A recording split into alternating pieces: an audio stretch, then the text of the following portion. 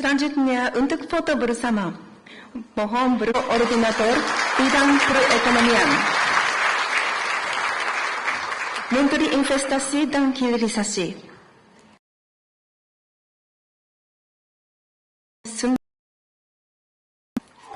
Ketua Kadin, JEPKA 大臣、エネルギー鉱物資源大臣、インドネシア商工会議所会高尾様、そしてジェトロの皆様です。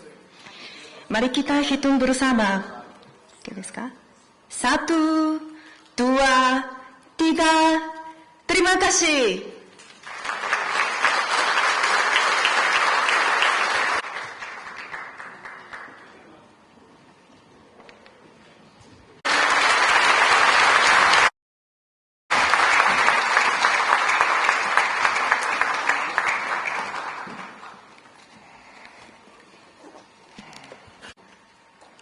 Parliamentary Vice Minister of the Economy, Trade and Industry of Japan, representing the government of Japan.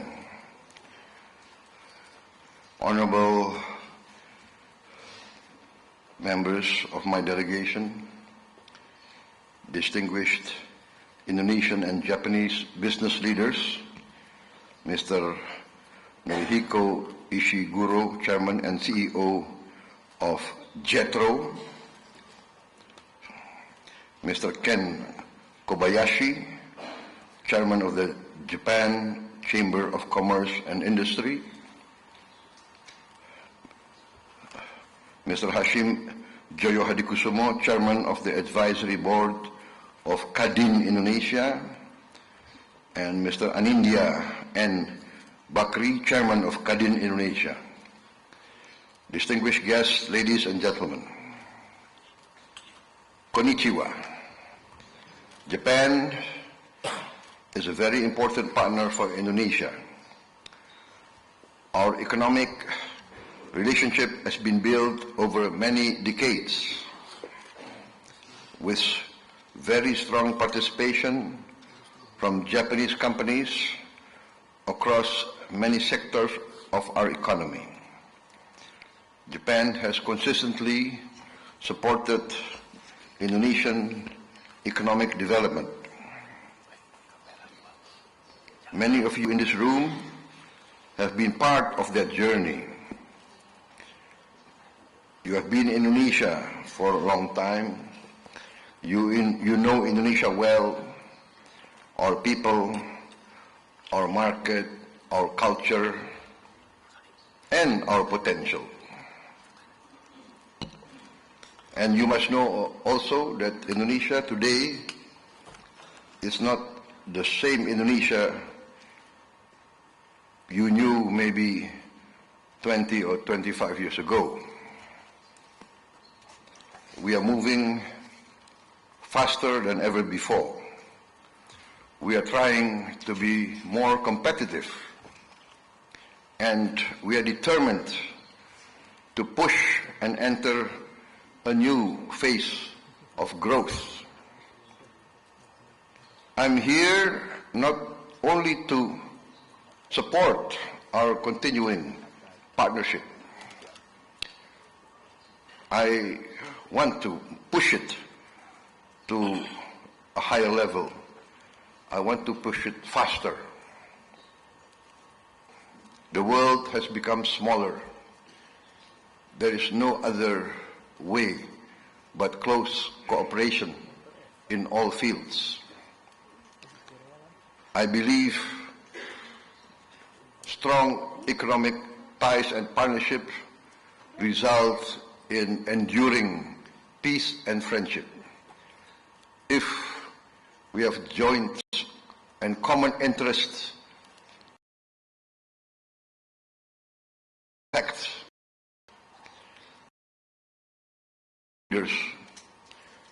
of business and the economy. Japan has long been one of Indonesia's most trusted economic partners. Trade between us remains strong. Japanese investment has played a major role in our industrial development.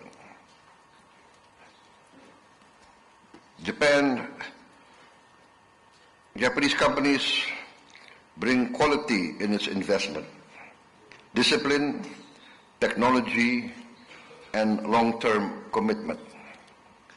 That's why Japanese investment is respected, not only in Indonesia, but around the world. And I personally highly value this relationship. Today, of course, we live in a different global environment, full of risk, full of uncertainty. To maintain rational economic relationship is of the vital importance. Indonesia, as you know, we are open to the world. Our geography historically has meant that Indonesia is an open economy. We rely on trade. We rely on close economic partnership. That's why our foreign policy has always been that of non-alignment. Our philosophy is 1,000 friends, too few. One enemy, too many. Indonesia is in the comfortable position that we don't have any enemies. Many people do not think this is important, but the current geopolitical situation in the world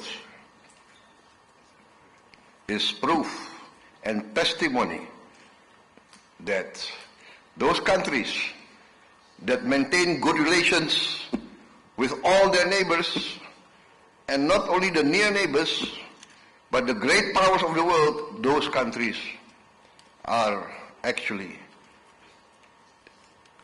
carrying out a rational and a wise policy in this world that grows smaller. Therefore, in this context, we value the relationship with Japan. We want to go on with this relationship, but we want also our partners to know that Indonesia is determined to carry out real reforms. We want to create a modern, rational society. A modern society, but rational. We want to enforce the rule of law, and we will enforce the rule of law. Our people demand good governance, clean governance, efficient governance. And I am determined to continue what I have started when I received the mandate from my people. A complete strategic transformation, which also includes economic transformation. We must move up the value chain. Indonesia wants to industrialize. We want to have good quality for our people. We want to eradicate poverty. We want to eradicate hunger. We know that this is our problem. We know that this is our challenge. But we want our partners to know that this is what we want to do. This is what we have to do. This is what our people demand from us. I am determined in my administration to do whatever we can to eradicate poverty and hunger. And for that, we must move up the value chain. We must protect our resources. We must secure the highest economic value for our resources. We can no longer be satisfied with exporting raw materials without added value. Our critical minerals are strategic assets. Our minerals must be protected for the future generations of our people. Our forests must be protected.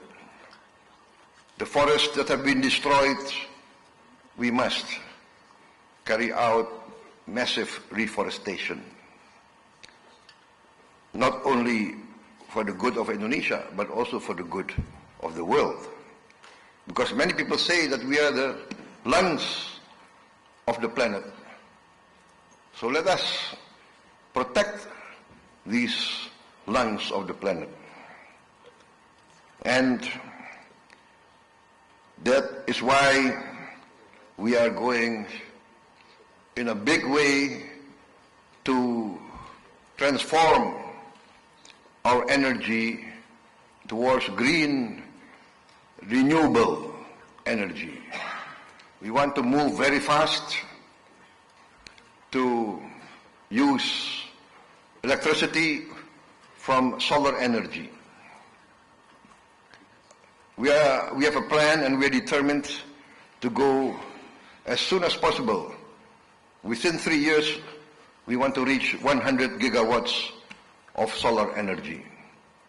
For us, this is more urgent because of the situation that we see, the geopolitical situation in the Middle East gives strategic uncertainty for the security of our energy.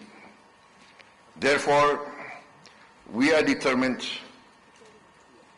to enhance whatever we have and to secure renewable and green energy. We are very fortunate that we have real reserves of renewable energy. We have one of the largest reserves of geothermal energy. We have significant numbers of other forms of energy. We are going in a big way to biofuel. We will produce this year diesel oil from palm oil, and now we are increasing from 40% to 50% of our diesel from palm oil. And also gasoline we will produce also from ethanol, and also from bio, from cassava, from sugar, and from corn. With these efforts, we will be in a secure position to meet whatever uncertainties there is. We are considering all forms of clean and renewable energy. Although we still have a very large reserve of coal, which will be our, let us say, reserve of last resort. We want to expand all efforts in these sectors, and that is why I think we are going in a big way towards electric vehicles and electric motorcycles. We have now around 140 million motorcycles, but still using gasoline. This is one aspect that we want to change very fast. With the transformation towards electric vehicles, we feel that we will have strong defense against global uncertainty of supply. We also want to advance our manufacturing. And of course, we have to go now into the digital economy. Distinguished ladies and gentlemen,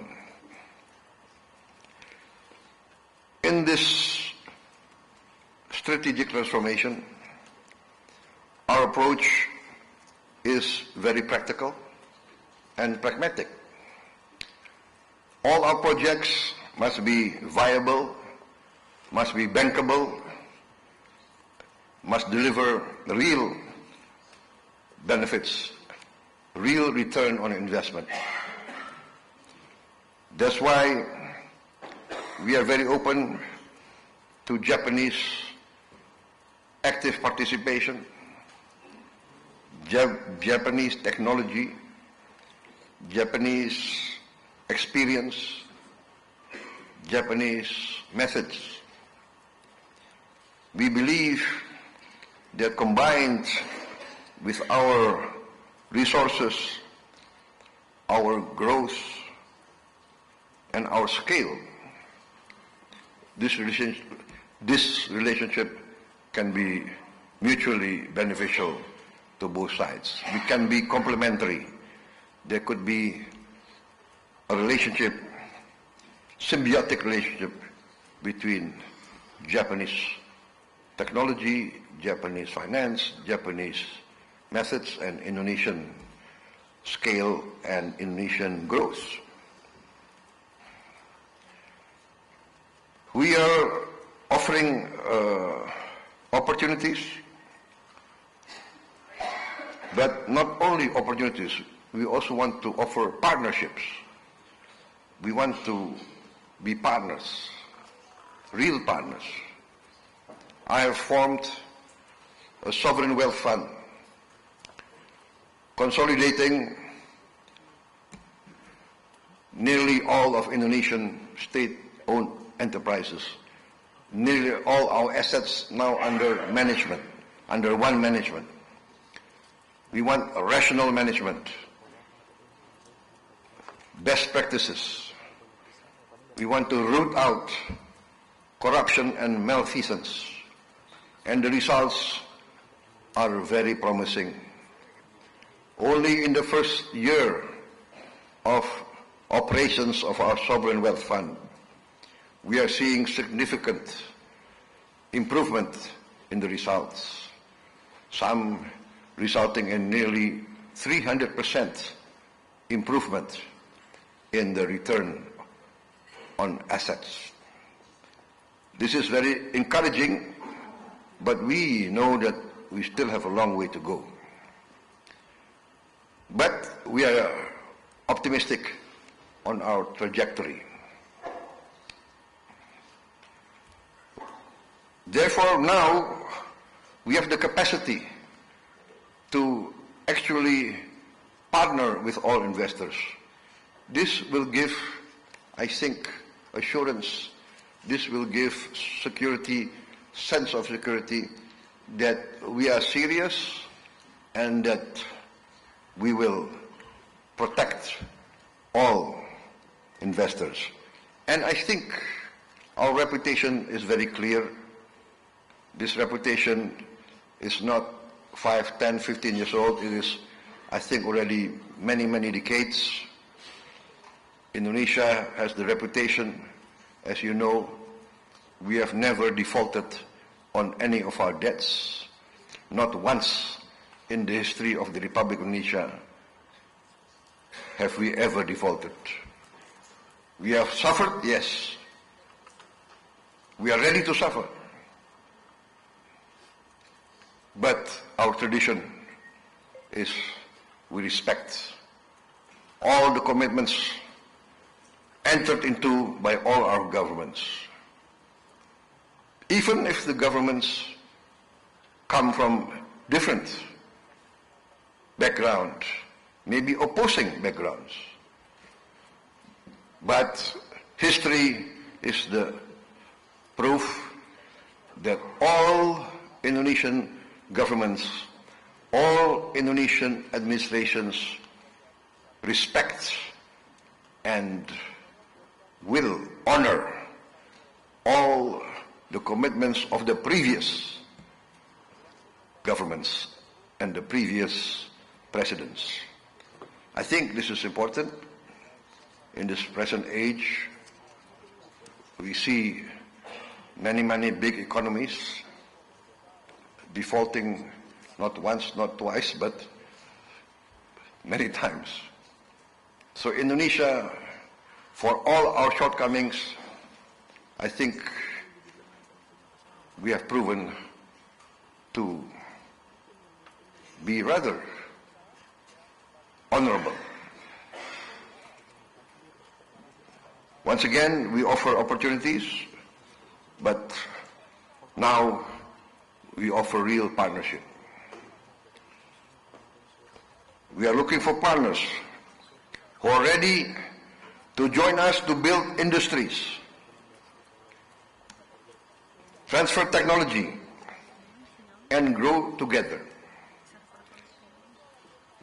Distinguished ladies and gentlemen, as I mentioned, the world has gone smaller because of technology. In this smaller world, close economic relations based on equal respect and equal strength can help us, can maintain for us a climate of stability and of peace.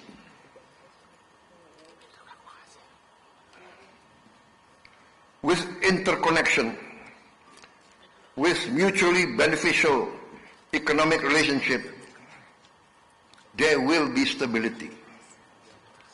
No government with rationality will want to risk the welfare of their people.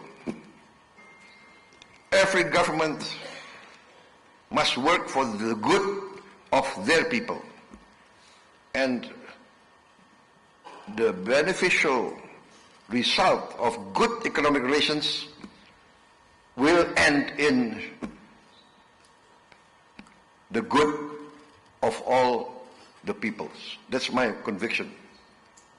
If there's real partnership between Japanese economy, Japanese industry, and Indonesia, both our peoples will benefit. When both our peoples benefit, this will be a pillar of peace and stability. There will be obstacles. There are obstacles. We are trying to improve investment climate. We are trying to deregulate, to get rid of regulations that sometimes are irrational. This is not easy, but we are determined to simplify processes. We are using technology to achieve this. We have set up a special task force, what we call a de-bottlenecking task force. Task force for de-bottlenecking. Any company in Indonesia that is active in Indonesia, foreign or domestic, that feels they are facing delays, facing administrative hurdles, etc., or are being exploited or are being harassed, can go directly to this debottlenecking task force. And this task force has proved effective. We have resolved many problems because it goes direct. And also, as you know, I'm a hands-on manager. My ministers accuse me of being a micromanager. Yes, I admit I'm a micromanager. I will phone my ministers 2 o'clock at night or 5 o'clock in the morning, and I will ask them the price of eggs today. And now I feel a bit sorry because several of my ministers have fainted in public. And sometimes I get reports, some of my senior officials are in hospital. Why? Heart problem. So I feel guilty. Maybe it's because their boss is a bit too micromanager. Especially if I have coffee in front of me. Sorry. And I will...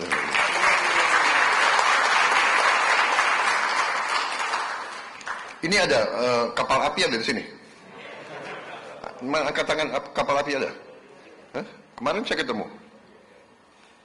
Mana? Oh, kapal api. Very good. I like your coffee, but I'm your brand manager, ambassador. Remember me when I retire, okay? I'm a strong brand ambassador for Indonesian coffee. We have the best coffee in the world.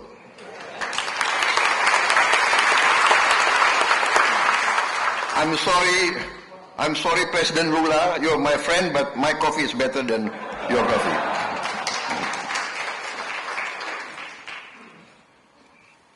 There might be obstacles we want to resolve. So please, as a micromanager, you know, sometimes you don't believe it, but if you have any problems, you can direct complain to me. You can directly complain to me through your ambassador, through your representatives, through MITI or JETRO or whatever, Kaidanren. I'm willing to receive complaints.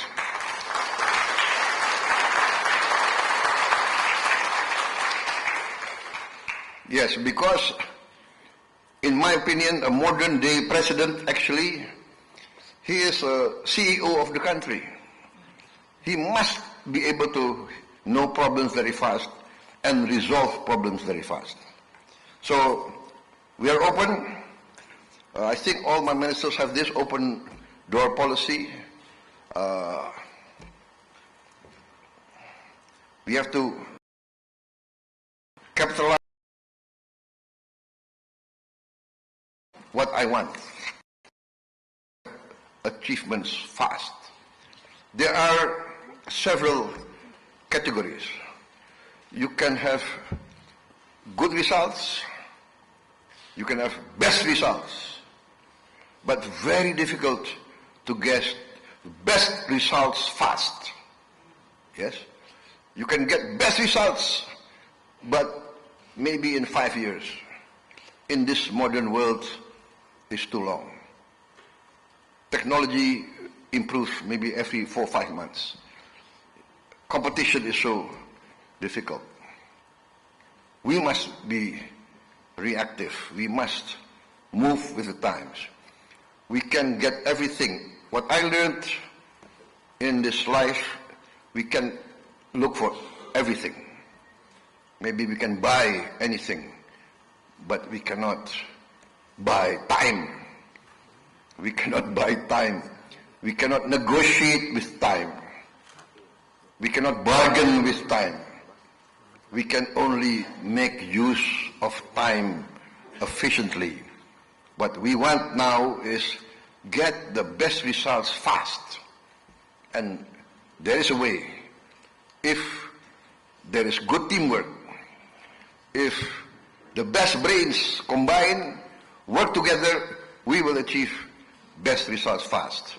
So Japan-Indonesia partnership, get the best brains from both sides, work together, we can achieve good things very fast.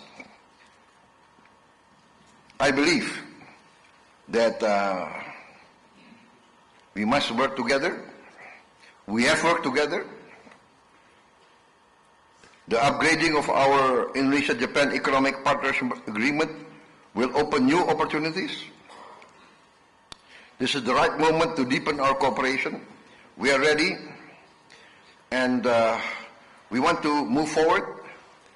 We are ready to work fast, and we welcome you. If you want to come to Indonesia, we are ready to work with you. Thank you very much. Arigato. Terima kasih.